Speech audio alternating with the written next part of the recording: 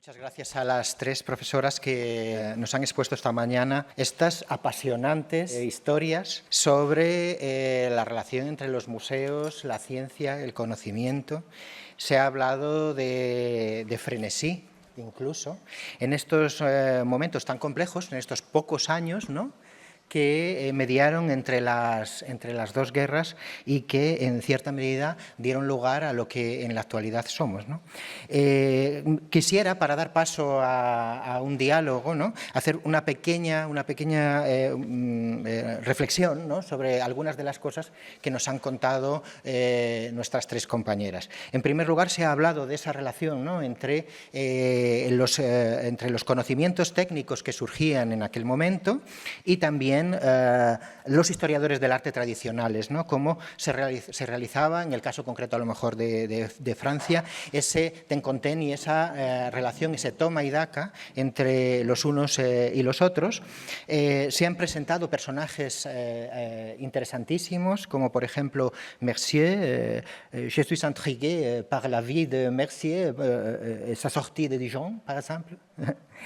Henri Verne, también en España, Reyes ha hablado de las contribuciones internacionales de Sánchez Cantón, de Sotomayor, de Casares. Se ha hablado de acciones importantes en esos años, las reuniones, por supuesto, de 1930 o de 1934, o, por ejemplo, la interesantísima y muy desconocida exposición internacional sobre calcografía que ha presentado Reyes, tan importante en el Museo del Prado, pero realmente muy desconocida para nosotros, incluso trabajando en el museo y conociendo mucho la historia y evolución de la institución en esos momentos en los que, como Reyes decía, estaba inmersa en la reforma de la Galería Central.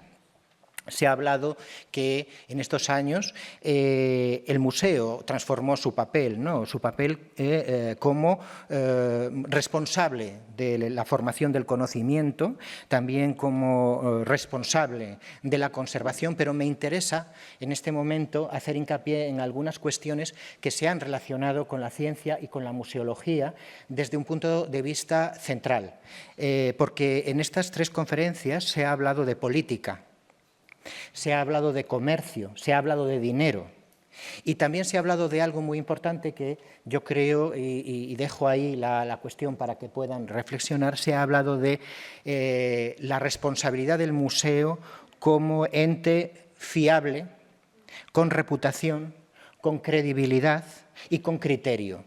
Entonces, les pregunto eso, ¿cómo creen que en este momento los museos diseñaron ese papel que ahora está tan de moda, del que tanto se habla, que es la reputación del museo como entidad fiable?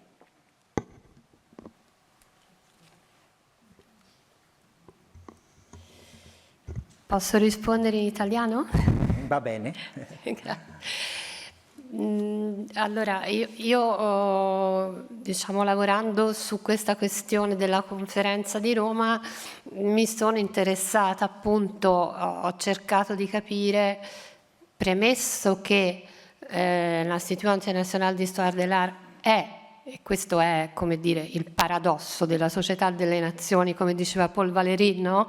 Nella formula Società delle Nazioni c'è già una contraddizione, perché c'è la parola nazione che divide, non unisce, e infatti l'ICI è una creatura francese strategicamente creata dal governo francese nel 25, non ci sono ancora gli accordi di Locarno, la Germania fa ancora paura, gli accordi di Locarno saranno nel 26, per, come dire, arginare appunto un ritorno della Kultur, dicono proprio, no? In tedesco, della Kultur tedesca all'interno di questo consesso internazionale di Ginevra.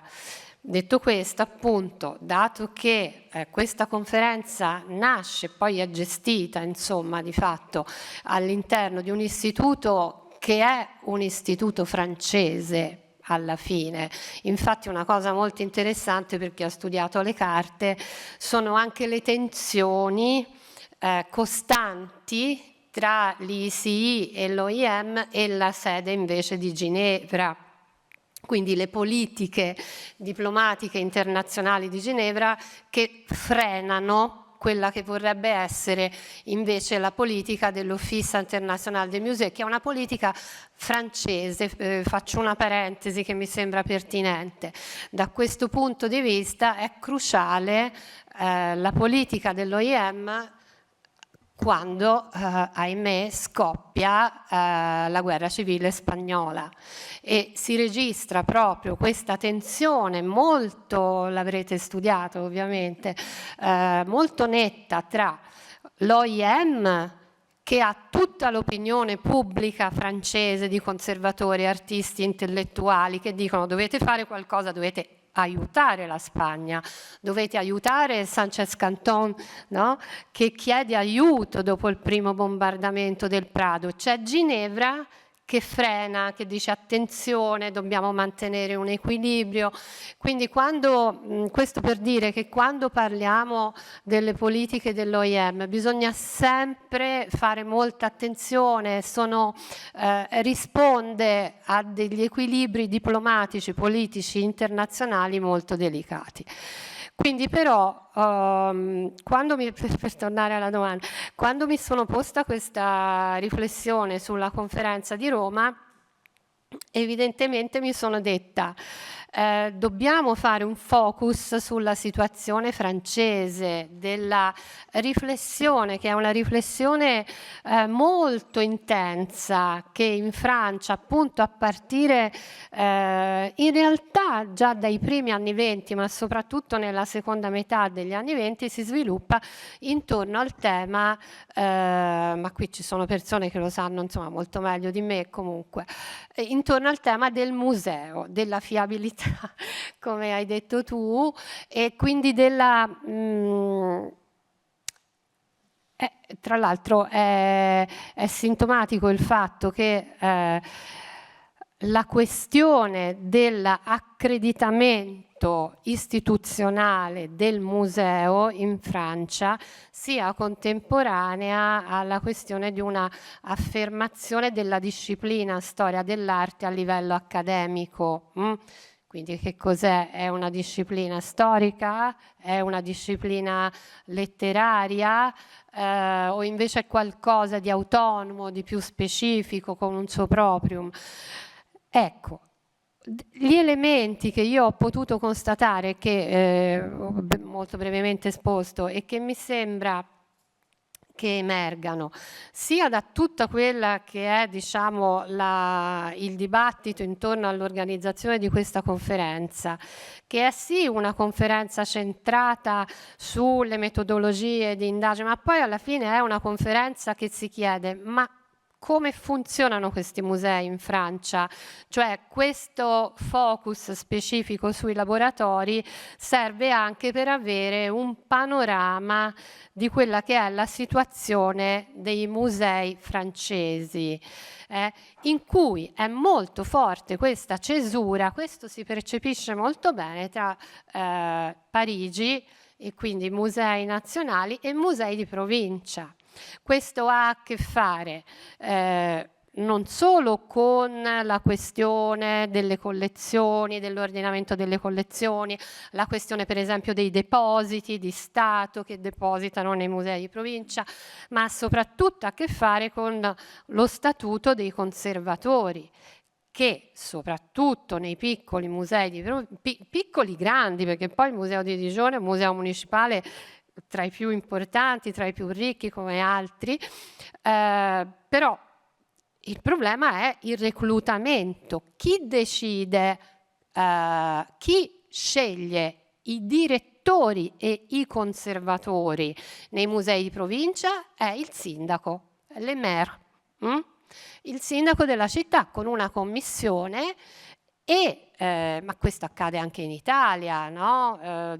Diciamo è poi con Venturi sostanzialmente che questa situazione cambia, sono artisti o sono amatori, amatori d'arte, ma non c'è una preparazione professionale. Ecco perché, come dire, il consolidamento istituzionale della disciplina accademica va di pari passo poi con la storia dei musei. Quindi c'è tutto questo dibattito sulla figura e lo statuto della figura professionale del conservatore, che occupa tutti gli anni 30 e che con Verne trova uno snodo, ma che poi alla fine, diciamo a livello legislativo, soltanto alla fine degli anni 40 ci sarà uno snodo, e poi negli anni 60, quindi è un processo, in Francia è un processo molto lungo, che però si muove, diciamo, tra la seconda metà degli anni 20 e durante tutti gli anni 30. Infatti la grande inchiesta appunto dei Cahiers, che poi pubblica quel libro fondamentale Musée, è determinante, perché lì prendono la parola appunto conservatori, direttori di museo, politici, uomini politici. C'è proprio un dibattito su che cosa è il museo, ma soprattutto come deve essere strutturato questo museo. E lì in Francia, questo non stupisce, c'è effettivamente questo ruolo, viene affermato questo ruolo dello Stato, che è un ruolo di controllo sostanzialmente, e che si presume possa appunto garantire questa affidabilità di cui tu parlavi. La cosa poi, grazie anche alla conferenza di Roma, si traspone sulla figura professionale del restauratore. Non sono d'accordo. Ah, ecco. Allora, prego. No, ma io volentieri la parola. No, sono d'accordissimo su tutto quello che hai detto. Su quest'ultima affermazione, io non credo che la cosa poi si trasponga sulla figura del restauratore. Io credo che sul tema della conservazione e del restauro si giochi principalmente la questione dell'affidabilità del museo inizialmente, ed è un processo che va di pari passo a tutto quello sviluppo, quell'intensificarsi della riflessione sul museo e quindi sui ruoli, sulle professioni. Però quello che identifica e che distingue la realtà museale dal resto, dal mercato e dal dibattito che sta al di fuori, è che il museo ha il compito di conservare per le generazioni presenti e per le generazioni future, e da questo discende una responsabilità istituzionale, e da questo discende una responsabilità educativa che investe il pubblico, ma che investe anche la necessità di formare i tecnici, i restauratori, e da questo discende una discesa in campo precocissima per appropriarsi, per conoscere, per inglobare le sollecitazioni che possono arrivare dalla scienza, proprio per questa aspirazione all'affidabilità nel presente e nel futuro, e arrivare a normare su come, adesso ho inserito alla fine la riflessione paradossale del direttore dei musei dell'AIA, perché il tema è proprio questo: come ci distinguiamo per restaurare qualcosa che deve essere immediatamente fruibile, conoscibile, educativo nei confronti del pubblico, allo stesso tempo garantire la salute, la sicurezza delle opere, salute dal degrado naturale, sicurezza dagli eventi che già la Prima Guerra Mondiale ci ha insegnato a essere perniciosi per le opere d'arte, e quindi sul tema della custodia del patrimonio si gioca poi anche la specificità e anche la dicotomia tra accademia e professione museale, no? Dove il riconoscimento è un po' l'elefante nella stanza, perché per un momento i musei sono convinti di dover andare dietro a quella che è un'esigenza che è dal di fuori, no? E poi si arrestano e si rendono conto che invece non deve essere il mercato a dettare le regole della circolazione, della conservazione, dello studio, dell'attribuzione, ma l'istituzione museale può avere un ruolo super partes, e in questo concorrono ovviamente anche tutte le riflessioni sul ruolo sociale, sulla commistione tra l'evolversi della disciplina storico-artistica all'interno delle mura del luogo dove si esplica la riflessione sul patrimonio. Quindi io penso che soprattutto in questo momento storico dalle opere provenga la sollecitazione principale a quello slancio che il museo accoglie in questi anni cruciali. Ma sono pronta a essere smentita, è una questione di punti di vista. Non è questione di essere smentiti, cioè io mi attenevo a una cronologia, premesso che l'OIM il merito, secondo me, dell'OIM è stato quello di aver, sì, non solo internazionalizzato, ma aver dato una cornice istituzionale forte a dei dibattiti che erano dei dibattiti sparsi in Europa, delle realtà in Europa. Allora a livello istituzionale quello che accade effettivamente è che si registra una continuità storica tra la conferenza del 30, o per meglio dire dall'inchiesta del 26 poi all'inchiesta del 32 di cui ci ha parlato qualcuno ieri, di cui chiedo scusa, non ricordo il nome, all'interno di questo FIS, cioè si percepisce che effettivamente, oltre alla riforma della figura, parlo proprio a livello istituzionale e politico, quindi il tema della formazione, il tema di un esame e di un certificato che deve essere rilasciato, mi attengo alla Francia naturalmente, e c'è questa continuità all'interno dell'OIM. Poi è verissimo quello che hai detto tu, il tuo intervento stamani è stato estremamente interessante a mio modo di vedere, perché, come dire, ha aperto le porte sulla realtà viva, uscendo appunto dalle sale del Palais Royal e dalle sale del museo, e quindi è giustissimo quello che dici tu, cioè il rischio delle nostre ricerche è quello di chiuderci effettivamente, no?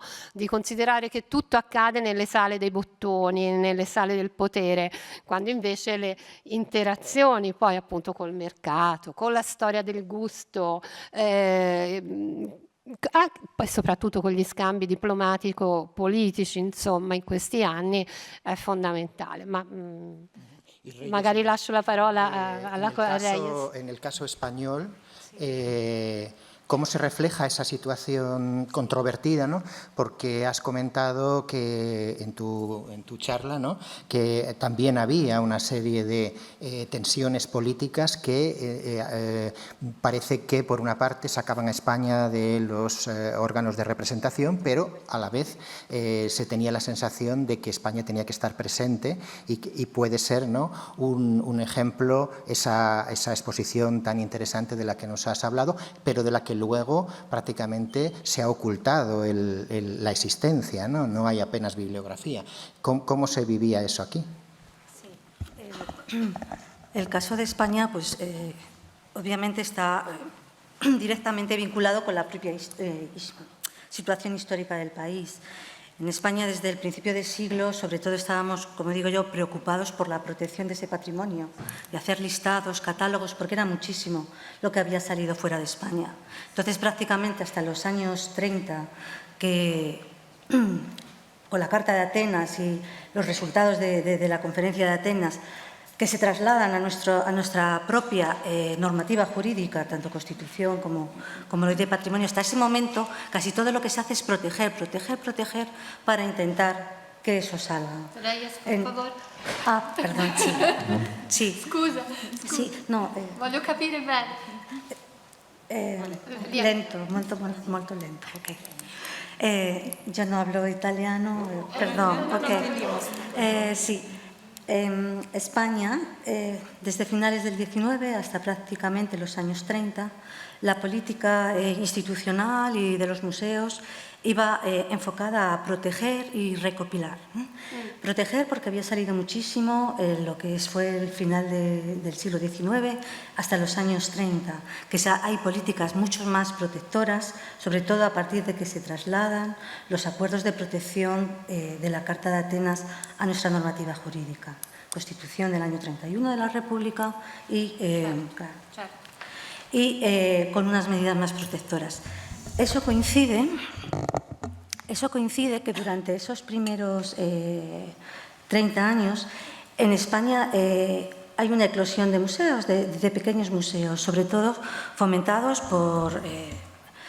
no por historiadores del arte, sino por particulares o desde los organismos públicos que intentan crear, pues es el caso del Museo Cerralbo, donaciones como la Lázaro Galdiano, la donación del Museo Sorolla. Es decir, se van creando instituciones que se suman a las ya creadas en finales del 19, que lo que hacen es recopilar, y lo segundo que ponen en valor es comunicar, difundir e informar. Es decir, hay la doble vertiente, la de protección y listar qué es lo que tenemos para evitar que salga, con unas medidas más protectoras de exportación, y dar a conocer qué es lo que tenemos en esa idea de esto es del pueblo, esto es de todos. De hecho, cuando se inaugura el Museo Sorolla es lo que dice Cosío: vamos a abrir el Museo del Pueblo, porque ya no era de un particular, como lo era anteriormente, cuando se hace esa donación al Estado. En este panorama podemos decir que es muy similar a lo que nos decía Focillón, y es que los museos eran necesarios para los historiadores del arte y para los amateurs, pero que debían de estar hechos para el público. En ese sentido, yo creo que desde los años 20 se han visto los museos como un organismo fiable, porque lo que ha hecho ha sido guardar, conservar y trasladar lo más importante de esos tesoros artísticos, que era la terminología que se utilizaba en esa época y que se trasladaba en una museografía que podría ser un museo arqueológico relleno, repleto de bienes culturales, o un museo con más o menos alturas de disposición museográfica, o un contexto ad hoc, como una casa museo, para dar a conocer y dar a enseñar.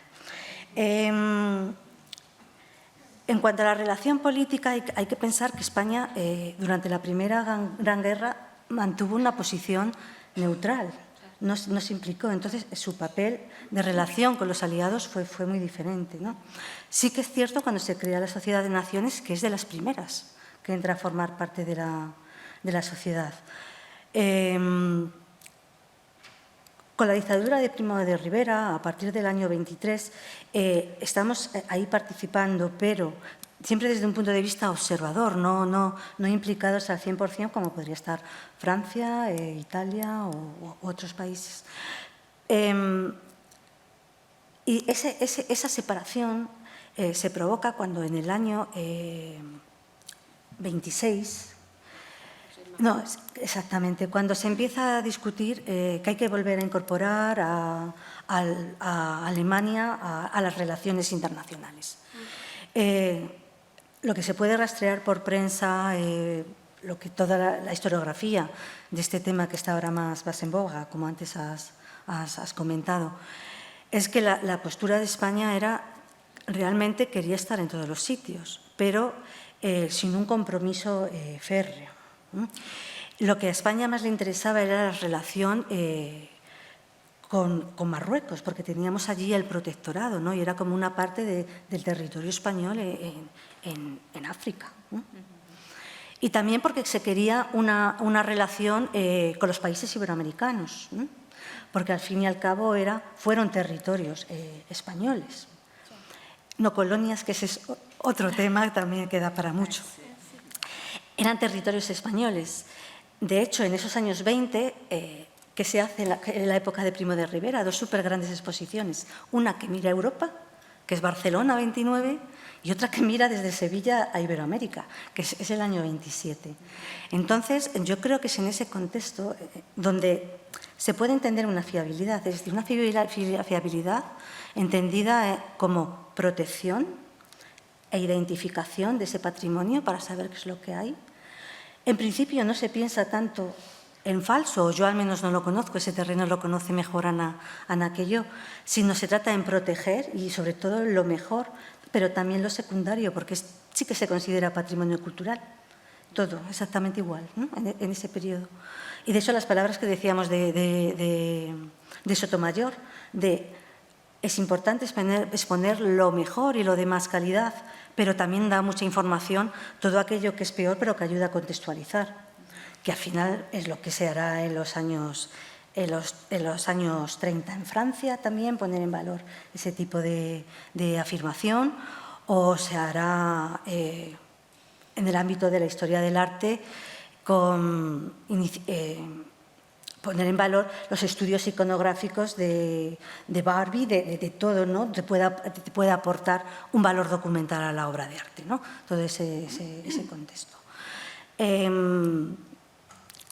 Yo creo, en cuanto a la venta, Reyes, si quieres. Sí.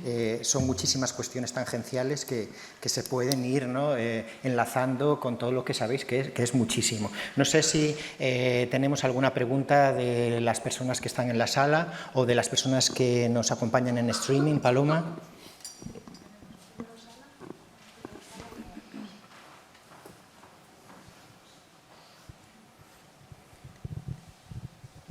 ¿Sí? ¿Se oye? Sí.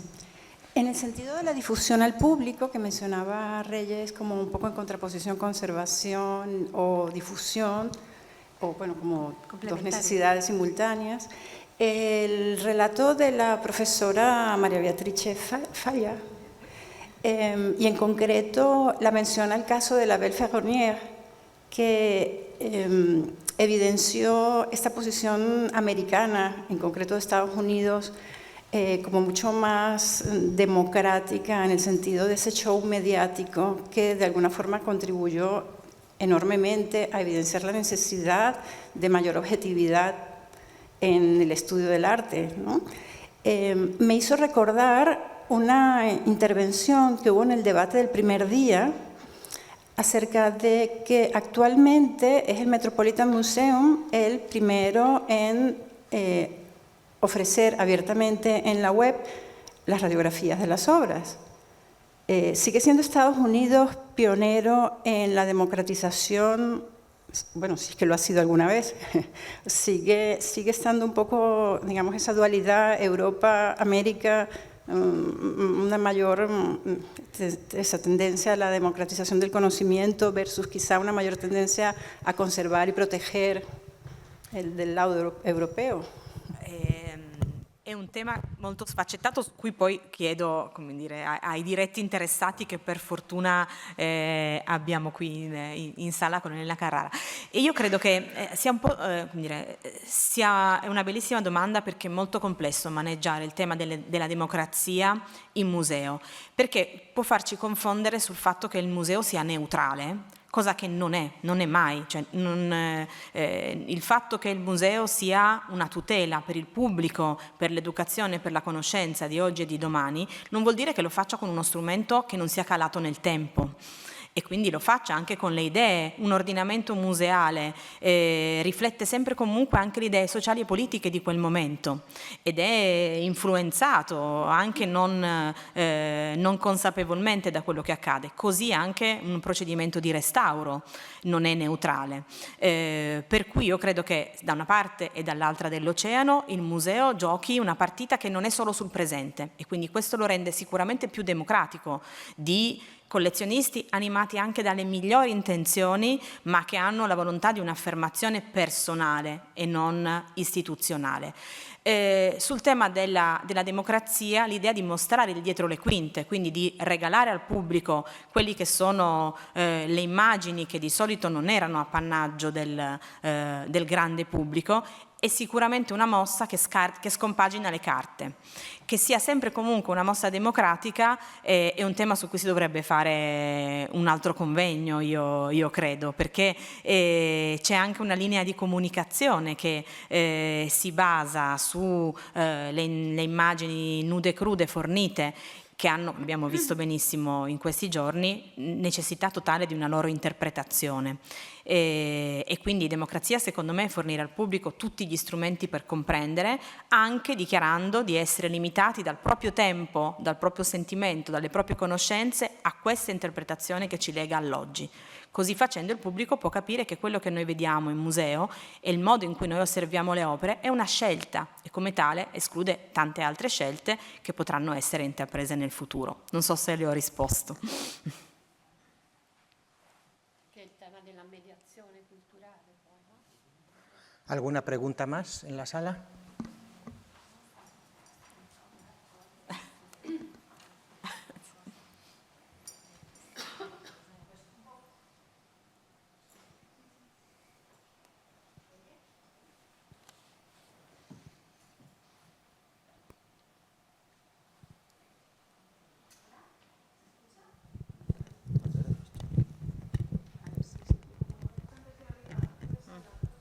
¿Así? Ah. Sí, perfecto.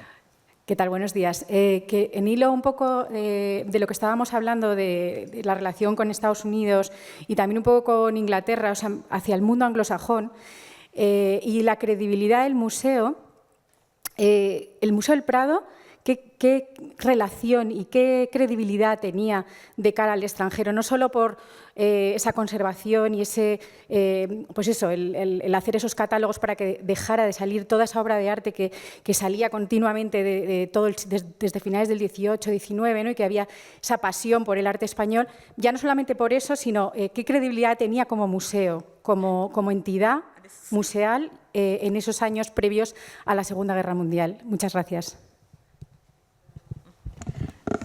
Voy a dar la palabra a Ana, que conoce con mucha más información darte la respuesta. Respondo así muy brevemente porque yo creo que hay muchas cosas para preguntar a las tres ponentes. El Museo del Prado tenía mucha credibilidad.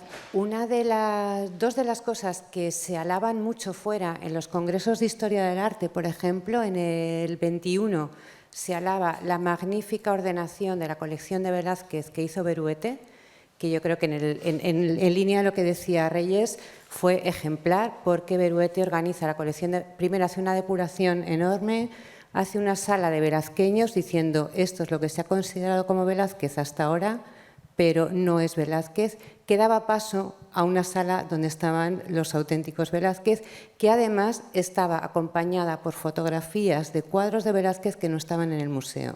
Entonces, museográficamente, el Prado se adelantó muchísimo a otras instituciones y esto fue muy alabado. Lo que pasa es que, no sé por qué nunca lo contamos, pero fue así. Y luego, otra de las cuestiones que se alabaron mucho fueron las catalogaciones, la catalogación que se hizo en el Prado, y además también se valora mucho que el Prado recurriera en aquel momento a expertos internacionales para que le ayudasen a catalogar las colecciones extranjeras.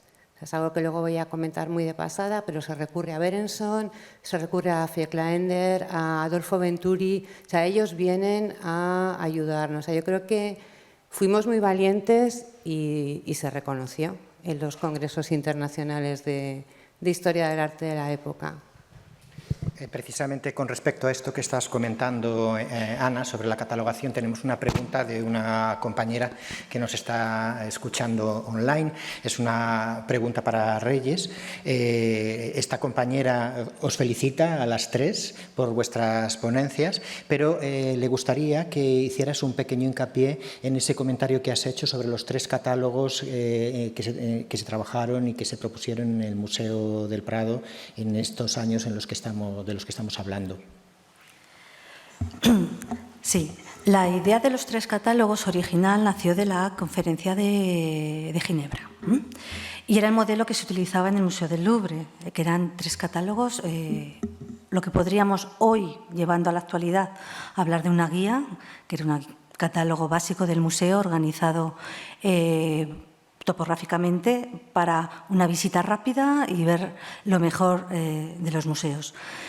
Un segundo catálogo, que traduciéndolo del francés puede ser catálogo resumen, que ampliaba esa información y daba los datos básicos principales de las obras y de los autores, una descripción y unos datos básicos de nacimiento, zonas de producción de esos pintores.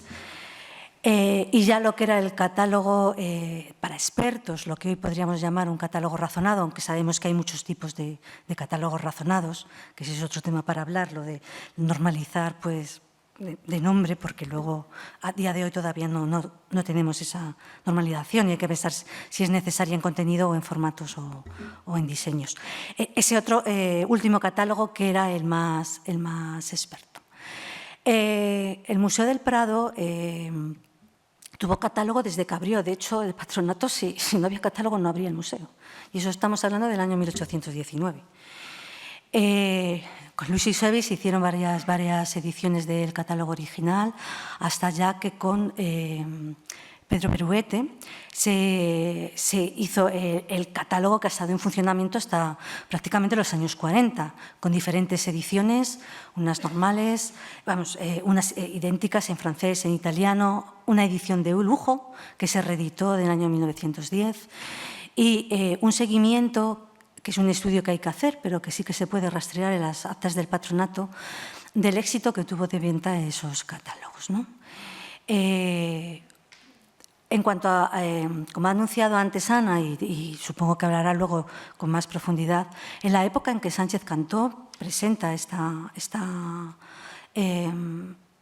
los resultados de la encuesta, porque realmente no es que sea una presentación, es que la revista Museum presenta los resultados de las encuestas enviadas a los países en su órgano de difusión, que era la revista. Un órgano de difusión y, lo quiero decir, un órgano para rendir cuentas de su existencia, porque era una forma de dar a conocer los resultados de lo que estaban trabajando, ¿no? Entonces, ahí se publican las propuestas de todos los países. La de Sánchez Cantón se publica en 1929. Sánchez Cantón, en 1929, sí.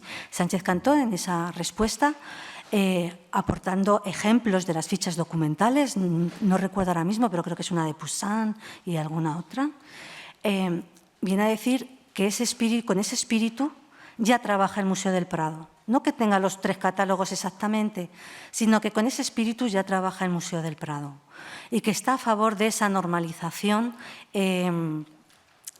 de los contenidos, que yo creo que es más una formalización en cómo mostrar la información.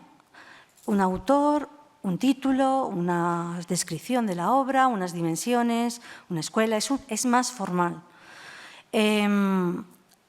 Y que el Museo del Prado ya trabaja en las 2 líneas, la del público y la del experto. Se crea esa comisión, se crea de hecho una comisión para la catalogación de las obras en el Prado, a la que se invita, pues como ha dicho Ana, a Berenson, a Venturi, y se publican los catálogos. El catálogo francés está publicado, las correspondencias con Berenson están ahí. No la quiero hacer un spoiler, que ya no.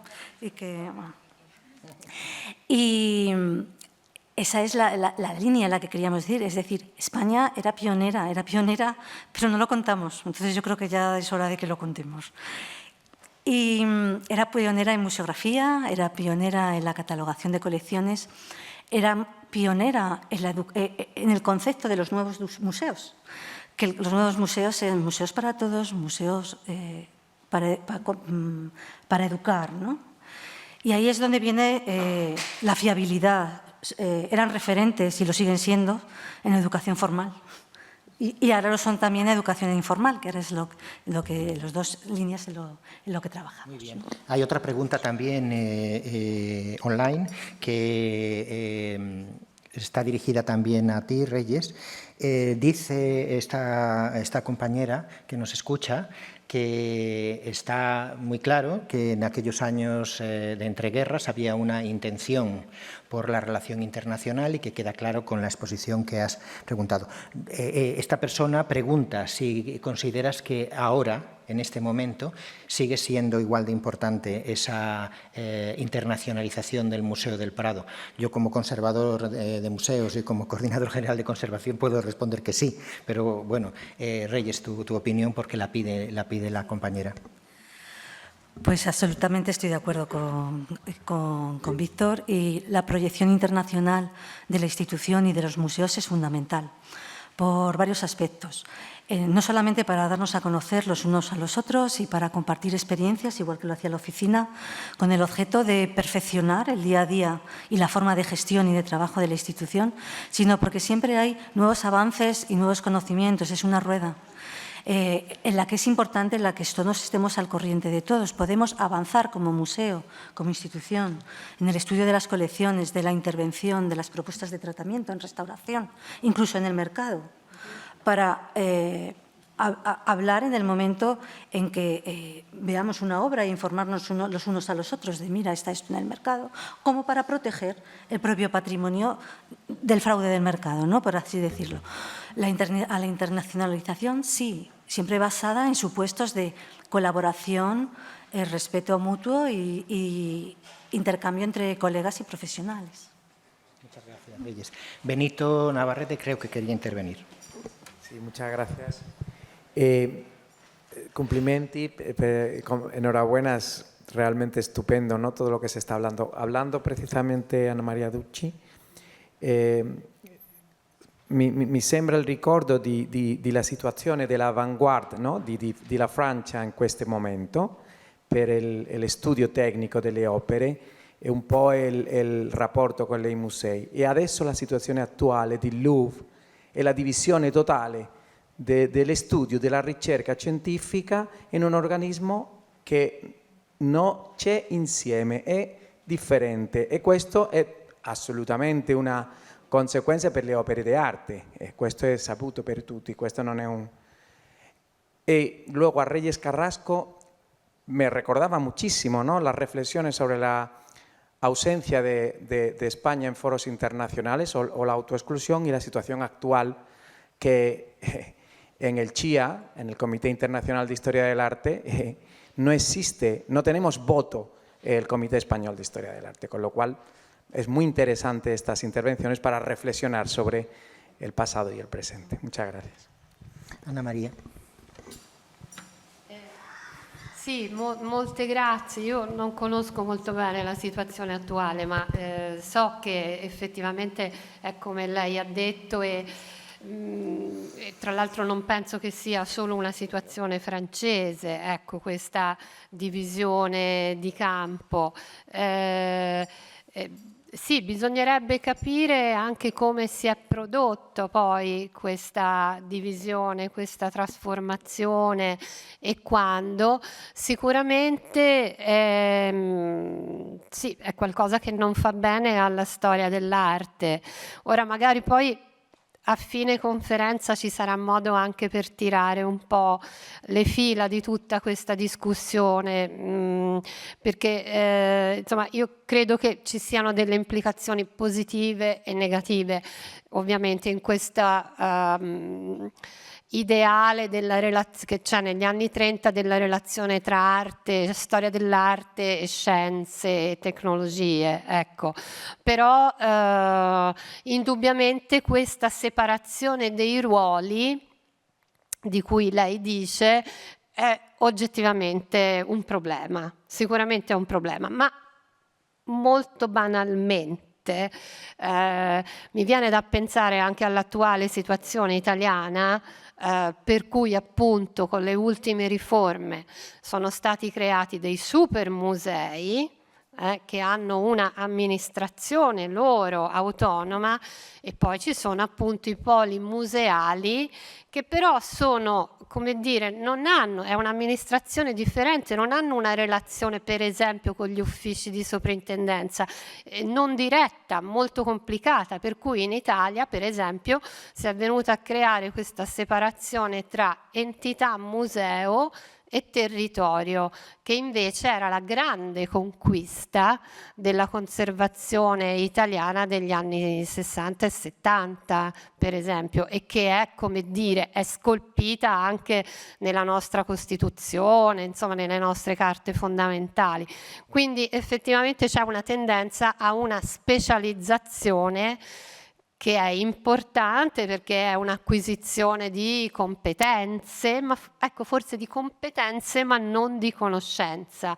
Forse potremmo dire questa cosa. La ringrazio per l'osservazione. Reyes, no sé si quieres hacer una última apreciación a lo que comentaba Benito.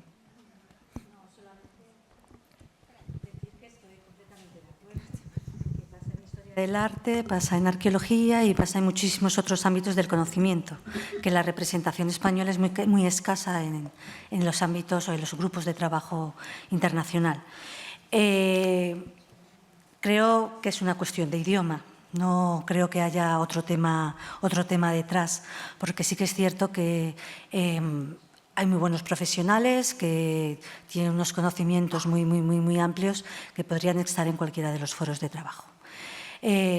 Las estadísticas están ahí y por desgracia salieron hace 2 semanas. España está en el 33 lugar a nivel mundial de conocimiento de lengua inglesa, ¿no? de conocimiento de inglés, ¿no? Que sería como la lengua de intercambio en estos foros de trabajo, la que se viene utilizando de un modo habitual.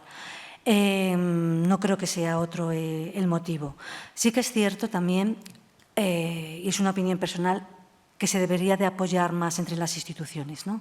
Entre los órganos gestores, ministerios, diferentes, Administración General del Estado, comunidades autónomas. Quizás sean más activas las comunidades autónomas en presencia de técnicos a nivel internacional que el propio Estado. Creo que se debería de fomentar más esa presencia de los diferentes profesionales del patrimonio o de otras disciplinas, médicos, en estos foros de trabajo. Correcto. Elena, la última intervención, si les parece, para no alargarnos demasiado. Sarò breve, brevissimissima. Mi ricollego al discorso dell'affidabilità del museo. Io stessa ho detto che quando Rorimer, che poi è diventato anche direttore, ha avuto richieste dai dealers, quindi dal mercato, lui non ha fatto vedere la sua lampada a raggi ultravioletti con l'approvazione del direttore Robinson. Detto questo, bisogna anche capire che oggi, proprio in relazione sia all'affidabilità del museo che all'integrazione della ricerca scientifica, una volta che un oggetto arriva dal mercato, parlo di un oggetto, un'opera d'arte, sono proprio gli scienziati, dopo che e insieme al curatore e al conservatore, che vanno a verificare che l'opera, per dire, corrisponda alla descrizione, alle aspettative, e quindi confermano sia che appunto l'affidabilità dell'istituzione, e quindi è così che poi da noi viene fatta ricerca. Quindi io non sono d'accordo sulla mancata integrazione della ricerca scientifica, della ricerca storico-artistica e dell'attività del conservatore, quindi restauratore. Per noi io appunto rappresento il Metropolitan, sono integrate, e comunque continuiamo a lavorare verso questa integrazione, perché è così che noi intendiamo la metodologia e la pratica curatoriale in un museo contemporaneo. Muchas gracias. Bueno, pues si les parece, hacemos la pausa que está prevista en el programa y en un rato, media hora más o menos, Ana. Media hora nos volvemos a ver. Muchas gracias.